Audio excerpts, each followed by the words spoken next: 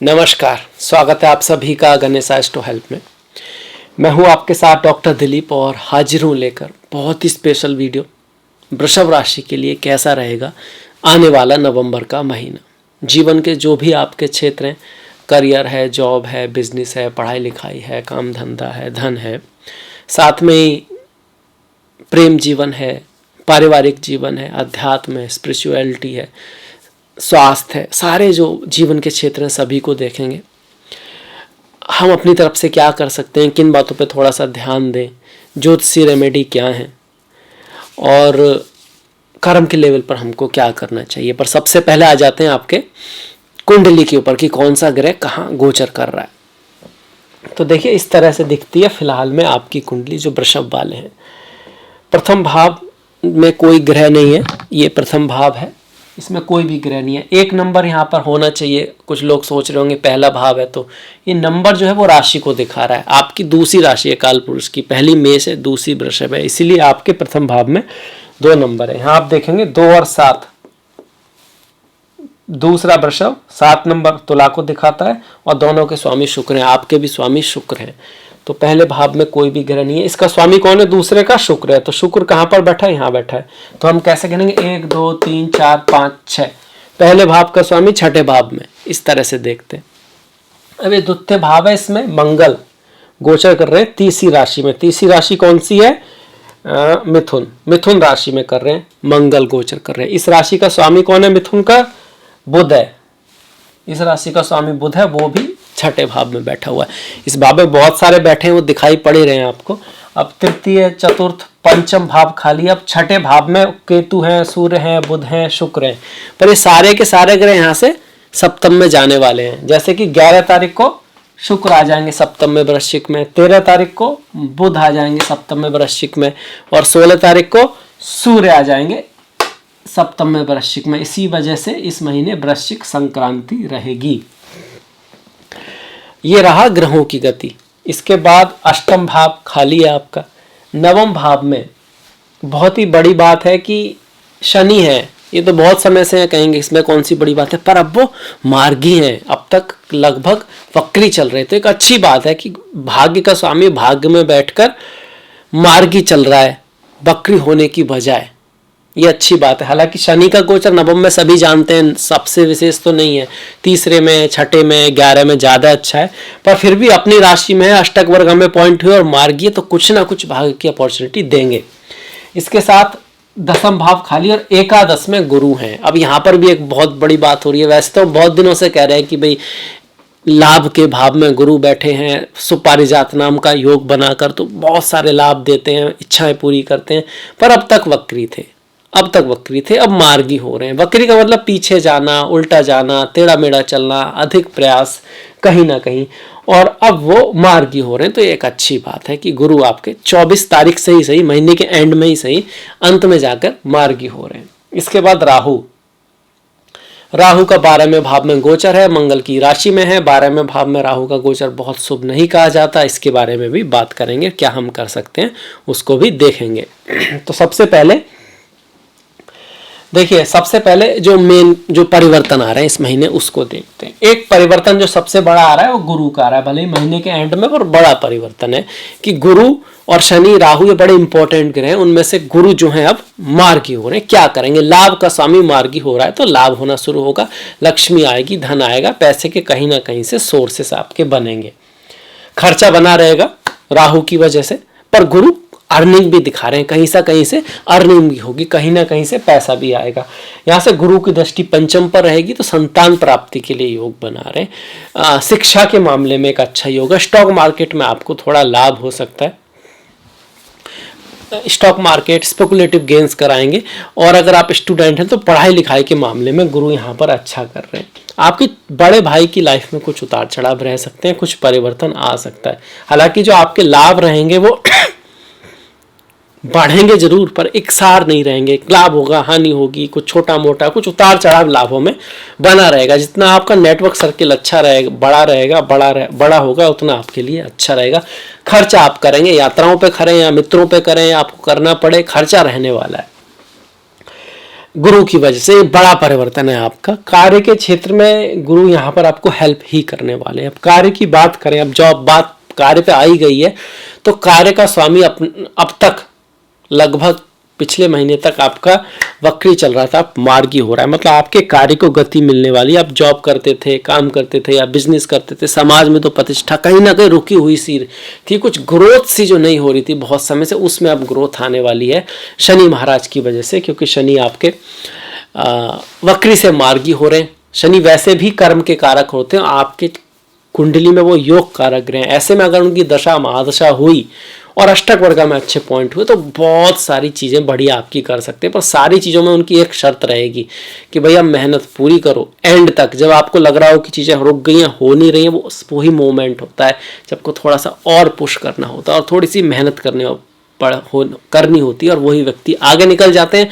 वही जो थोड़ा सा एंड में जाके हार मान जाते हैं वो पीछे रह जाते हैं। बस थोड़ा से 2-4 दिन का फर्क होता है विनर और लूजर में। ऐसा नहीं कि लूजर कभी प्रयास ही नहीं करते, ऐसा नहीं है, वो भी प्रयास करते हैं, वो भी मेहनत करते हैं एक आध को छोड़ के, पर अंत में जब एक समय आता है वो छोड़ देते हैं। तभी बोलते हैं कि इतनी आसानी से नहीं छोड़ना चाहिए अपने लक्ष्य को। अगर लग भी रहा है तो रास्ता बदलो, लक्ष्य मत बदलो, अपने लक्ष्य पे लगे रहो, उसके लिए प्रयास करते रहो। अगर किसी और ने हासिल किया तो आप भी कर सकते हो। अगर किसी और ने हासिल किया और आप नहीं कर पा रहे तो देखो उसमें आप में क्या अंतर है। शायद कुछ और भी चीज़ें हैं जो इसकी आपको आवश्यकता है मेहनत के साथ साथ। उसके लिए आप उससे मिल सकते हैं, उन लोगों की ऑटोबायोग्राफी पढ़ सकते हैं जो उस क्षेत्र में कामयाब हुए हैं, किसी की सलाह ले सकते हैं। पर लगे रहिए, मेहनत करते रहिए।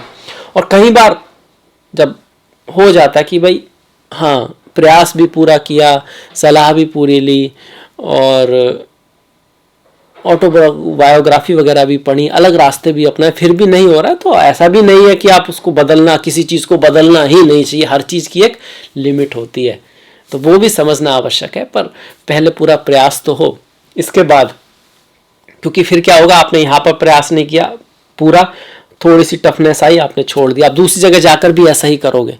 इससे पहले कि वो मोमेंट आएगा जहाँ से सक्सेस प्राप्त होनी शुरू होगी, आप फिर छोड़ दोगे। इस बात को भी याद रखें। शनि महाराज क्यों कह रहा हूं मैं, लाभ को थोड़ा रोकेंगे, लाभ को थोड़ा रोकेंगे और प्रयास थोड़ा ज़्यादा कराएंगे लाइफ में। फिलहाल में मेहनत थोड़ी ज़्यादा रहेगी। छठे भाव पर है तो रोग ऋण शत्रु बढ़ेंगे भी, होंगे भी, मतलब संघर्ष बढ़ेगा, संघर्ष बढ़ने वाला है, शत्रु भी रहेंगे। पर शत्रु आपका बहुत ज़्यादा कुछ बिगाड़ नहीं पाएंगे, क्योंकि ये शनि की उच्च की राशि है। यहाँ पर केतु भी बैठे हैं जो शत्रु विनाशक ही हैं।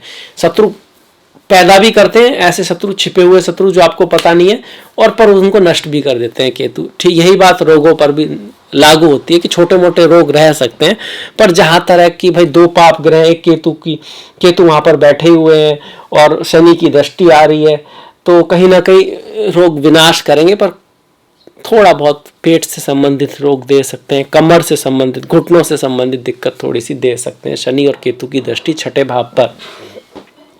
इसके बाद व्यापार की बात करें तो जॉब की बात करी हमने, जॉब के लिए कहीं ना कहीं बेहतर ही हो रहा है शनि की वजह से, गुरु की वजह से, क्योंकि गुरु दसम भाव से द्वितीय भाव में है। दसम भाव का जो रिजल्ट है उसमें है, तो गवर्नमेंट जॉब हो या आप किसी के अंडर जॉब करते हो उसके लिए अच्छा ही है। अगर बिजनेस की बात करें तो बिजनेस में देखिए शुरुआत के महीने में तो यहाँ पे कोई ग्रह है नहीं, यहाँ पर जैसे ही 11 तारीख आएगी तो शुक्र आ जाएंगे, 13 तारीख आएगी तो बुध आ जाएंगे और 16 तारीख आएगी तो सूर्य आ जाएंगे।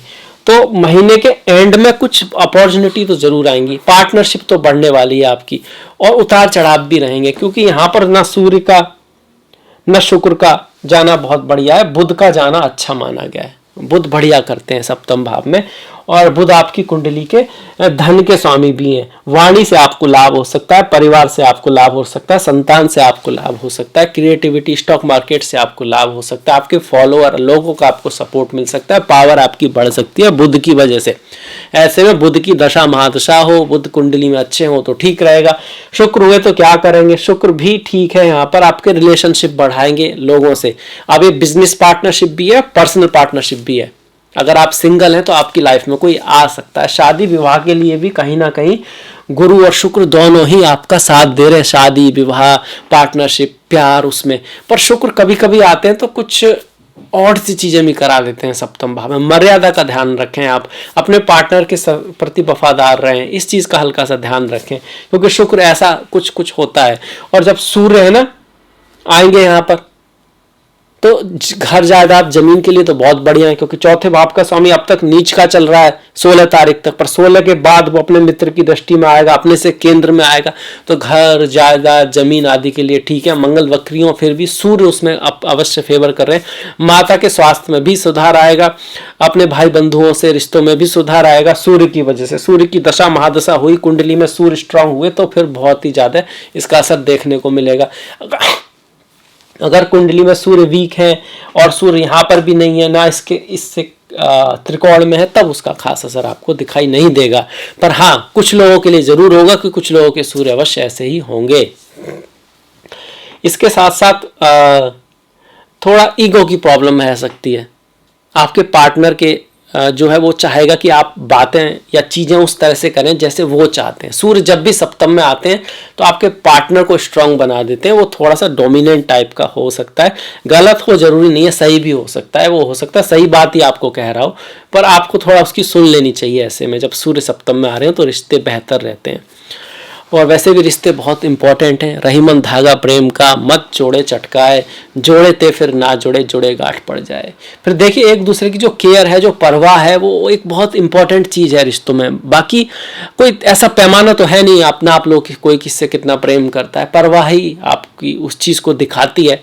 तो अगर आप उनकी परवाह करते हैं तो कई बार बातों को सुन लेना, समझ लेना, गलत होते हुए भी आपको लगा कि भाई वो गलत है, उस समय शांत रहें। जब एक सही समय आए उस समय समझाएं, ये थोड़ा ज़रूरी है। रिश्ते बना के चलना बहुत ज़्यादा आवश्यक है। इसके बाद बुध, जिसकी हम बात कर रहे हैं कि भाई बुध का तो अच्छा गोचर है यहाँ पर। बुध और क्या क्या ला सकते हैं? धन ला सकते हैं, वाणी के थ्रू आपका लाभ करा सकते हैं। पार्टनरशिप में भी आपको लाभ कराएंगे, बिजनेस में भी आपके बढ़ोतरी कराएंगे, क्योंकि यहाँ पर ये 2 योग बने हुए हैं। एक तो बुध आदित्य योग बना हुआ है, एक लक्ष्मी नारायण योग बना हुआ है। लक्ष्मी नारायण योग किससे बनता है? बुध और शुक्र से। बुध आदित्य योग किससे बनता है? बुध और सूर्य से। आदित्य सूर्य का ही दूसरा नाम है, और शुक्र को लक्ष्मी माता से और बुध को नारायण से जोड़ते हैं। तो इन सबका सप्तम भाव में गोचर शादी विवाह के लिए ठीक है, और थोड़ा मर्यादा का ध्यान करने को जरूर आपको प्रेरित करता है। अब मंगल की बात कर दें, क्योंकि मंगल का भी परिवर्तन हो रहा है कि मंगल वक्री हो रहे हैं और मिथुन राशि से लग्न में जाएंगे। अब देखिए, यहाँ पर वाणी को मीठा रखें, धैर्यता से बचें। जल्दबाजी में आप कुछ गलत स्टेप उठा सकते हैं, आपके गुस्से से भी आपको नुकसान इस महीने रह सकता है। तो देखिए, इन चीज़ों का ध्यान रखें। एक्शन लेना वक्त, इस बात का ध्यान रखें, सही समय पे सही एक्शन लें। ऐसा तो नहीं कि आप अधैर्यता में, जल्दबाजी में ही एक्शन लेना है, या फिर आपको पता है कोई काम करना चाहिए पर भैया आज करे सो कल कर, कल करे सो परसों, बहुरे कबहू कर लीजिए, उम्र पड़ी है बरसों। दोनों चीज़ों में आपको हानि रह सकती है, क्योंकि मंगल आपके कोई बहुत ज़्यादा कारक ग्रह नहीं है, खर्चा कराने वाले ग्रह हैं, व्यय कराने वाले ग्रह हैं। और हाँ, कुछ फॉरेन सोर्सों से आपका लाभ हो सकता है। विदेशी सोर्सों से अगर आप किसी फॉरेन कंपनी में हैं तो उससे थोड़ा लाभ हो सकता है, क्योंकि उसमें कहीं ना कहीं मंगल भी मदद कर रहे हैं और राहु भी मदद कर रहे हैं। राहु पे आ जाते हैं। राहु का 12वें भाव में गोचर स्वास्थ्य के लिए बेस्ट नहीं माना गया। स्वास्थ्य का परम ध्यान रखें, स्वास्थ्य का ध्यान रखें, और उसके लिए आपको क्या करना होगा? अपने रूटीन को ध्यान रखें। आप नींद कितनी ले रहे हैं, और अच्छी नींद ले भी रहे हैं नहीं ले रहे हैं। सुबह उठकर आप पानी पीते हैं, योगा प्राणायाम करते हैं, थोड़ा सा अपने को समय देते हैं, ध्यान करते हैं। उसके बाद आप लाइफ में मेंटली हैप्पी हैं या नहीं है। फिजिकली भी आप तभी हैप्पी हो पाएंगे जब आप मेंटली भी हैप्पी होंगे। उसके लिए आपको ये देखना होगा लाइफ में कि मेरे पास क्या क्या है, क्या क्या मुझे ईश्वर ने दिया है, ना कि वो कि क्या क्या नहीं है, ना कि ये कि किस किस व्यक्ति की वजह से क्या क्या मैं बिगड़ गया, क्या क्या मेरा नुकसान हो गया, बल्कि किस किस व्यक्ति से मुझे क्या क्या सीखने को मिला है ताकि मैं आगे बढ़ सकूं। चीज़ें एक ही हैं पर उनको दूसरी तरह से देखा जा सकता है, और जो लोग देखते हैं वही आगे बढ़ पाते हैं। सिर्फ ज्योतिष के वीडियो देखने से नहीं, आपको अपने अंदर भी अंतर लाना होगा, सोच में अंतर लाना होगा। किस किस चीज़ से आप क्या क्या सीख सकते हैं लाइफ में, इस चीज़ पे ध्यान देना होगा, ना कि किस किस चीज़ में क्या क्या कमी चल रही है जिसको आप सुधार सकते ही नहीं है, बस उसमें सोचे जा रहे हैं। ये आपको ध्यान में लाना होगा।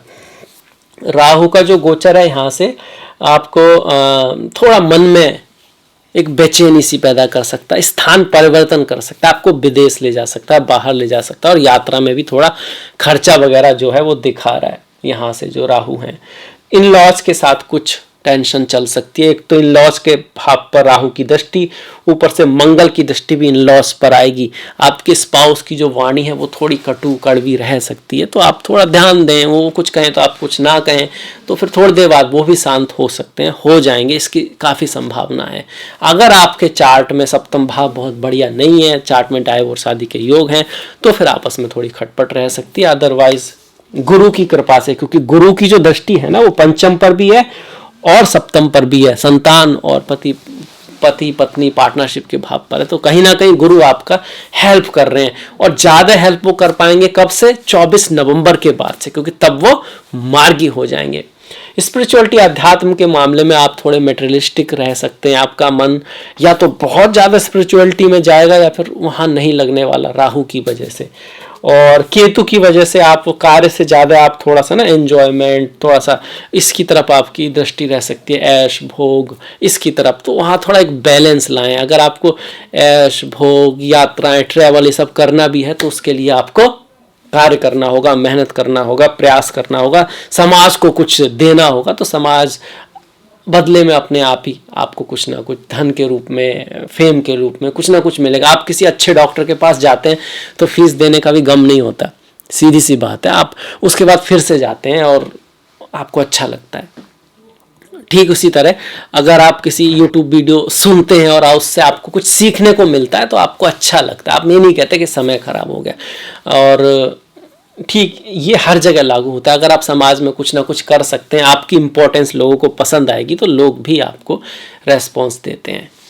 अच्छी किताबें पढ़ें, अच्छे वीडियो सुने, जैसा इनपुट होगा वैसा ही आउटपुट होगा। ये इंसान पे भी है, खाने पे तो भाई अगर आप बहुत ज़्यादा बुरा खाना खाओगे तो स्वास्थ्य खराब होता है ना। ठीक उसी तरह अगर बहुत अच्छा देखोगे, बहुत अच्छा सुनोगे, जो आपकी ग्रोथ को इंस्पायर कर रहा है, जो आप आगे बढ़ने को आपको सिखा रहा है, जो लाइफ में आपको पॉजिटिविटी और थैंकफुलनेस सिखा रहा है, अवेयरनेस सिखा रहा है, तो आपके अंदर अवेयरनेस आएगी ही आएगी। आज नहीं तो कल आएगी। कैसे नहीं आएगी आप ही सोचो। कोई चांस ही नहीं है कि कुछ ना हो। बस प्रयास करते रहना है, मेहनत करते रहना। जो प्रयास करता है, जो मेहनत करता है, जो स्वयं आगे बढ़ना चाहता है, उसका हाथ तो फिर ईश्वर भी थाम लेते हैं। खैर, ये हमारी तरफ से हो गया। सारे ग्रह हमने देखे, शनि, गुरु, राहु, इनकी रेमेडीज, हनुमान जी की पूजा। अगर मंगल आपकी दिक्कत कर रहे हैं, राहु कर रहे हैं, तो माँ सरस्वती की पूजा, ज्ञान को अपने जीवन में लाना। राहु की रेमेडी है काम, क्रोध, लोभ, मोह, ईर्ष्या, अहंकार। शनि कर्म है, अपने अच्छे कर्म हो, अपने से बड़ों का रेस्पेक्ट हो, जो आपसे गरीब लोग हैं उनके प्रति अच्छा करें थोड़ा।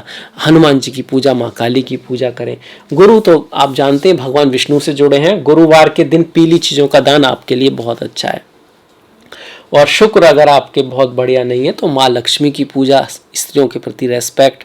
अब मैं तो कहूँगा इन सब चीज़ों में से एक एक चीज़ तो बहुत ज़रूरी है, बिना किसी प्रॉब्लम के। शुक्र खराब भी ना हो, स्त्रियों के प्रति रेस्पेक्ट आपको करना चाहिए। शनि खराब भी ना हो, आपको कहीं ना कहीं अच्छे कर्म करने चाहिए और अपने से बड़ों की इज्जत और अपने से जो गरीब लोग हैं उनका कहीं ना कहीं फ़ायदा नहीं उठाना चाहिए। मंगल जमीन से जुड़े हैं, जमीन के क्षेत्र में कभी भी बेईमानी नहीं करनी चाहिए। अपने भाइयों के साथ, अपने दोस्तों के साथ, उनके लिए कंपटीशन का ज़माना है मान लिया, पर फिर भी जीतता वही है जो सबको साथ में लेके जाने की कोशिश करता है।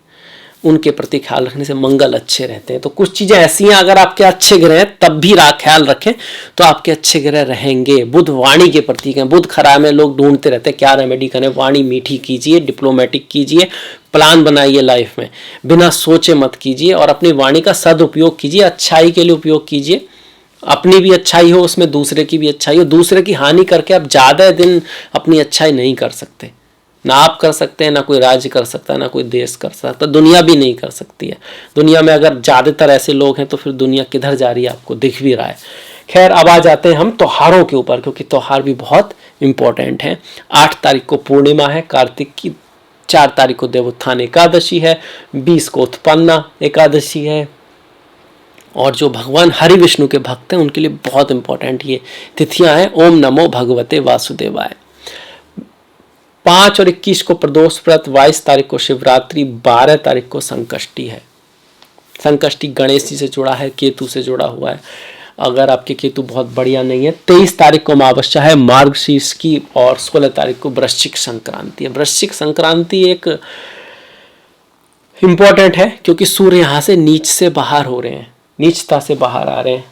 यहाँ नीच के होते हैं सूर्य तुला राशि में, हालांकि छठे भाव में ठीक होते हैं, और यहाँ नीचता से बाहर आ रहे हैं। तो एक इम्पॉर्टेंट संक्रांति होती है वृश्चिक संक्रांति। इस दिन अपने पितरों को याद करना, घर में साफ सफाई करना, सूर्य नमस्कार करना, आदित्य हृदय स्तोत्र का पाठ करना बहुत अच्छा माना गया है। अमावस्या के दिन भी पितरों को याद करना, भगवान शिव की पूजा करना, महामृत्युंजय का मंत्र का जाप करना, गीता के सप्तम अध्याय को पढ़ना, घर में साफ सफाई करना, दान पुण्य करना, ये सब इन चीज़ों के लिए ये दिन भी अच्छे हैं, तिथियां अच्छी हैं ये। तो ये हो गए हमारे त्योहार। अगर ये वीडियो आपको पसंद आया है, अच्छा लगा है, तो प्लीज़ लाइक कीजिएगा, शेयर कीजिएगा जितना आप कर सकते हैं। आपका जो सहयोग है वो बहुत महत्वपूर्ण है। और मैंने डिस्क्रिप्शन में लिंक दिया है इंस्टाग्राम, ट्विटर आदि का, तो प्लीज़ फॉलो, प्लीज़ लाइक। अब आपसे मुलाकात होगी नेक्स्ट वीडियो में। तब तक के लिए अपना ख्याल रखें, अपनों का ख्याल रखें, सभी का ख्याल रखें। नमस्कार।